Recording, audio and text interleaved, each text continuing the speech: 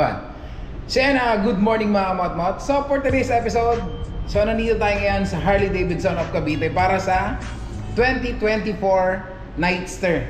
So ayan, pero bago yan, gusto ko muna ipakita sa inyo yung 2022 na Nightster and the 2023. So para at least makita nyo at may idea kayo kung ano yung nabago or mga dinagdag nila, then may mga binago silang colorway.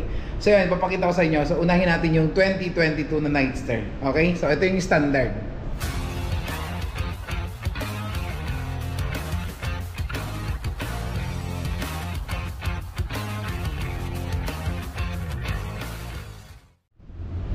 Okay, so this is the Nightster standard.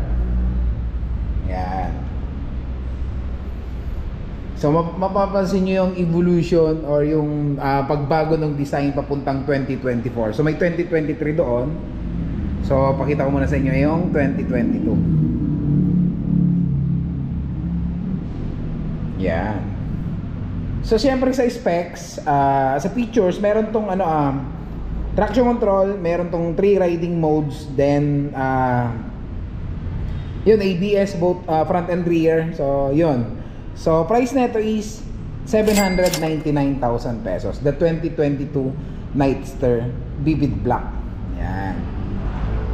So yun, i-highlight ko na agad yung naka fully analog na rounded panel. And also meron siyang standard or controls na standard lang. So yung mapapansin nyo kasi mamaya magbabago to then this one. And yun, tingnan nyo yung mugs, ganyan yung design nya. So yun, mababago yan. So yun, this is the 2022 Nightster. Yan. So yun, ito na yung 2023. So yun. So this is the 2023. So yun, sinabi ko, meron siyang nabagong control. So meron tong heated grip ready, cruise control. Yan, may mga kumadya rito, home. Yan. So ito yung nabago. And the display. So naging fully digital na yung display nito. Magkaiba nung 2022 na naka-analog. This one is digital. So yan. So meron din tong pillion seat. So mapapansin nyo yung 2022 wala pa siya. Ito meron na. Then meron tong footrest ng pillion. So sa 2022 wala siya. Yan. So same specs. Pictures lang pagkakaiba. So meron tong 5 riding modes, rain, road, sports, then dalawang custom 1 and 2. And nagkaroon din to ng riser.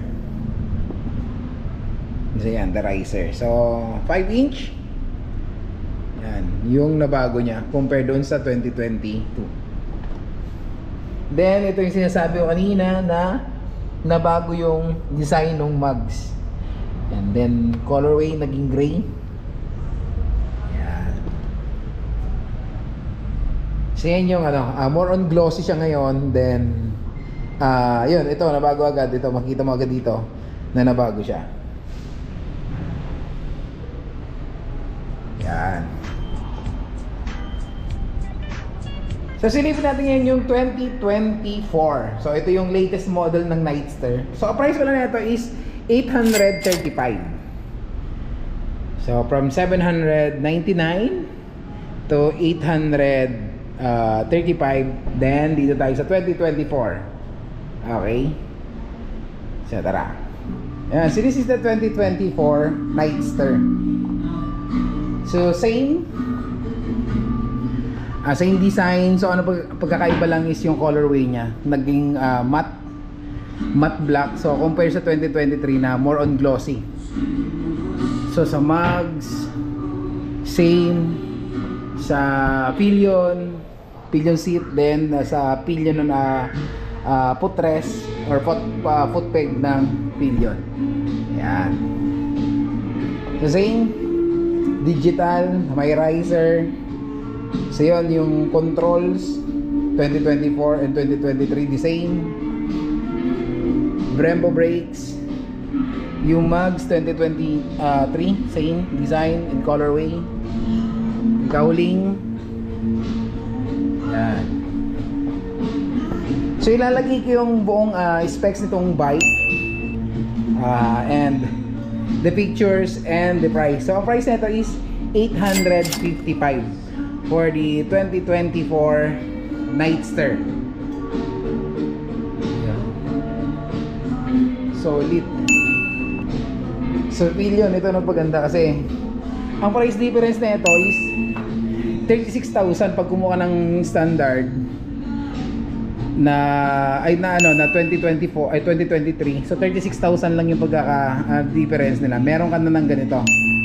So I think mas maganda to kasi kasama na, kasi same lang naman kung papakabit ka. So abutin ka pa ng around 60,000. Pero pag kinuha mo na to, naka-less ka na. So additional ka na ng 36 o 36,000 may get. So may ganito ka na pillion and foot peg.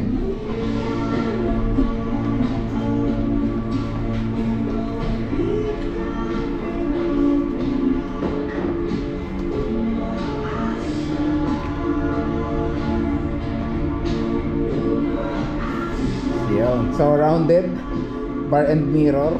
So standard to Nice.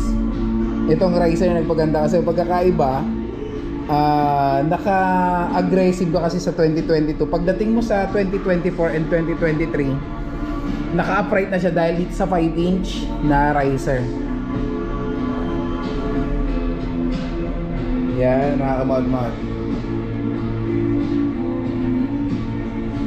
Okay, so this is the 2024 Nightster ng Harley Davidson.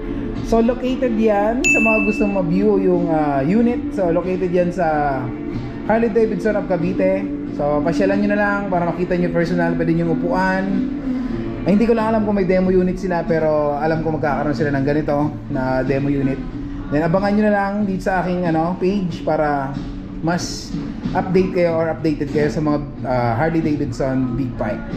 Okay, so I hope meron kayong tips and ideas sa episode for today. So hanggang sa susunod ulit na episode. So this is Ivan in the road. Peace out.